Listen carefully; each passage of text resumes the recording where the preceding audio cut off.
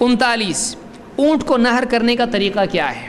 اونٹ کو لٹانا آپ کے کیا کسی کی بھی بس کی بات نہیں، اونٹ کو لٹانا بہت مشکل چیز ہے۔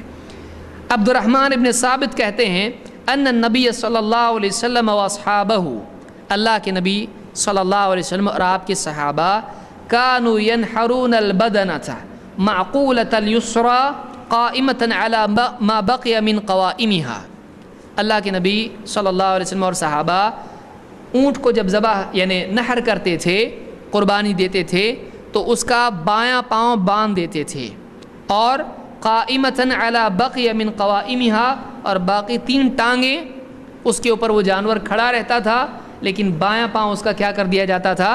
باندھ دیا جاتا تھا، اور پھر اس کو قربانی اس کی دی جاتی تھی۔ اس کو امام ابو داؤد نے روایت کیا ہے۔ اونٹ کو کھڑا ہوتا ہے، اسی حال میں اس کو کیا کرتے ہیں؟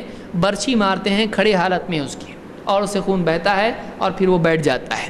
اس کو آپ بٹھانے کے لیے بیٹھ جاؤ بولیں گے، وہ بیٹھنے والا نہیں ہے، تو اس کو کھڑے ہی پاؤں، اس کا بایاں پاؤں باندھ دیا جاتا ہے تاکہ وہ ادھر ادھر نہ جائے اس کو، اور اس طرح سے کھڑے ہو کر ایک دم دھاردار جو ہے چھری ہوتی ہے، برچھی ہوتی ہے، اس سے اس کی گردن میں اس طرح سے مار کے گلے میں سوراخ کیا جاتا ہے، اور اس سے خون اس کا پورا بہہ جاتا ہے۔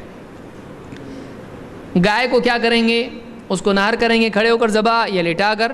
تو اللہ تعالیٰ نے گائے یا بیل جو بھی ہے، کہیں گائے جو ہے ذبح کرنا قانوناً منع ہے، اس لیے میں بیل بھی بول رہا ہوں۔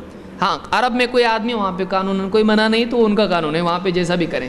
یہاں ہم کسی کو کچھ بولیں گے نہیں، وہ قانون دیکھ کے اپنے حساب سے جو کرنا ہے کریں۔